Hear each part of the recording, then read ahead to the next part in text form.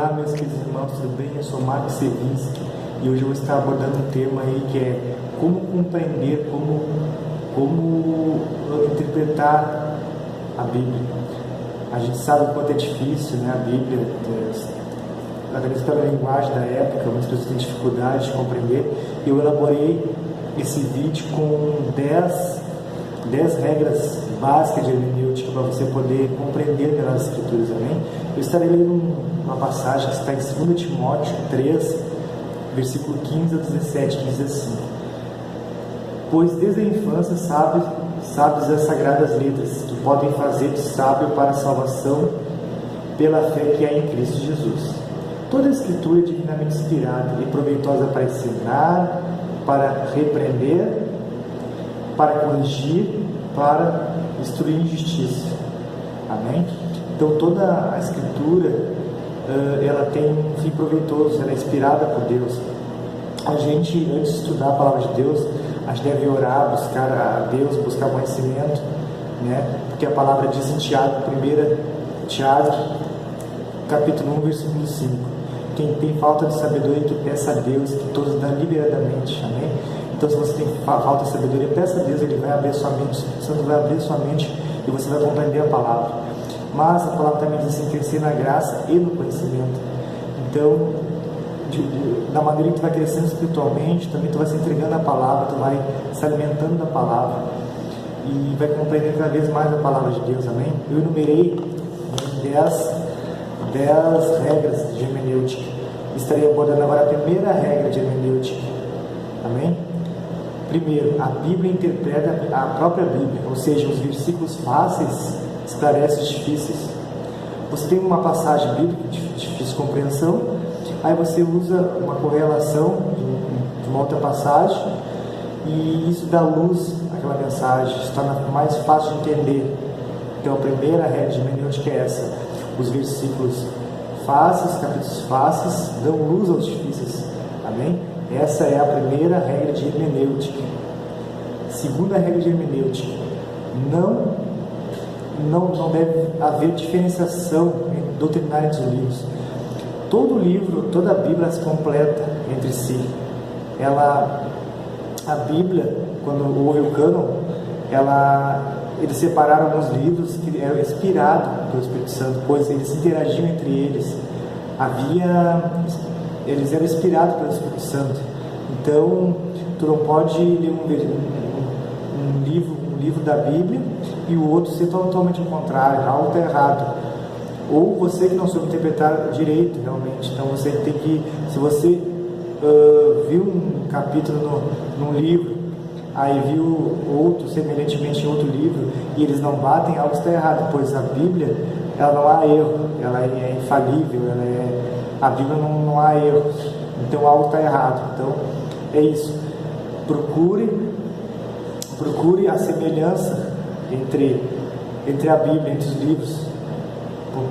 Não pode ter erros doutrinários de grande proporção. Realmente há costumes de uma época, costumes de outras, mas a doutrina não pode fugir, ela tem que interagir toda a Bíblia. Terceira regra: nunca monte uma doutrina em cima de textos isolados. Você não pode pegar um texto fora de contexto e montando uma doutrina. Isso há uma grande chance de virar uma heresia. Então não monte doutrina em cima de versículos isolados. Por exemplo, o salário do pecado é a morte, um versículo isolado. Aí você vai sair matando pessoas que fazem pecado, pois a Bíblia diz que o salário do pecado é a morte. Então é isso, não monte doutrina em cima do versículo, como muitos líderes hoje têm usado isso. Mas verdadeiramente busque o contexto para ver o que realmente aquele texto quer dizer. Agora, a quarta regra: nem sempre use o sentido literal comum, a não ser que haja um texto que seja alegórico, simbólico, né? Como a gente sabe, no livro de Apocalipse é um livro simbólico, que é onde há muitos sinais, há muitos símbolos. O livro de Daniel e outros livros, né? Aí tem que ter um cuidado, aí tem que haver outra interpretação, pois ele não é um livro literal, de ler assim, correndo os olhos. Então procure sempre ler o sentido comum. literal. Se o texto diz aquilo, é aquilo que o texto quer dizer, não invente coisa, não crie coisa. Como Jesus bateu a porta, Jesus está à porta do seu coração, é um sentido figurado, mas aí sim, aí é o sentido figurado, também. Quinto, use outras traduções em prol de esclarecimento bíblico. Procure, hoje em dia tem muitos no mercado, muitos tipos de Bíblia, tem a Almeida corrigida, tem a Almeida século XXI, tem a NVI, que é a nova tradução internacional, nova versão internacional. Então compre esses tipos de Bíblias, compre dicionário bíblico, todo esse aparato para poder ajudar você a compreender melhor o texto bíblico. Sexta regra, conheça o fundo histórico, o pano histórico, aonde aconteceu isso, qual é o cenário daquela época. Isso é muito importante para quem foi escrito o livro, isso é muito necessário. Então, a sexta regra, conheça o pano histórico, isso é muito o fundo histórico daquela narrativa da Bíblia. Amém? Sétimo, use outras ciências para auxiliar, ou seja, use outras ciências, filosofia, psicologia, tudo para poder realmente esclarecer. Tudo é útil, não tenha preconceito em usar outras ciências, desde que esteja baseado na Bíblia, né? Nada fora da Bíblia tem sentido, tem que ter baseamento bíblico. Então use outras ciências sem preconceito. Oitava regra, faça perguntas como: para quem foi escrita? Quando?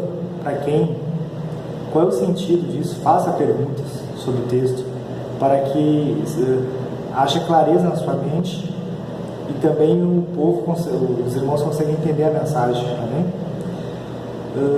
Nona regra, use correlação entre os textos, ou seja, pegue outras passagens bíblicas que têm a ver com aquele assunto para dar ênfase a tudo aquilo, para que seja mais claro também. Busque textos, principalmente nos quatro evangelhos, há muita repetição, claro, de visões diferentes, maneiras diferentes sobre determinados textos.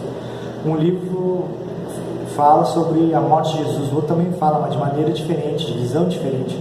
Então busque isso, busque a história, o período que fala sobre aquele texto.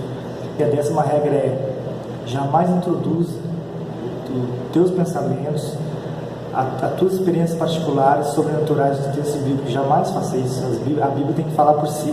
Você não pode traduzir a tua experiência nos livros. Isso é errado, isso acaba trazendo heresia para a igreja. Amém? Espero que tenham gostado. Foi breve, rápido, sem ser cansativo. E outra coisa, tem um assunto muito importante: a hermenêutica. Esqueci de falar. A hermenêutica é a arte de interpretação, é a arte de entender as passagens bíblicas. E a gente usa na teologia, mas é também usado no meio jurídico e outras áreas. Então a hermenêutica é a arte de interpretação de textos e documentos, tá? Dentro disso tem a exegese. O que é exegese? É a investigação, investigar o texto, expor para fora, esmiuçar, investigar o que aquele texto está falando. Amém?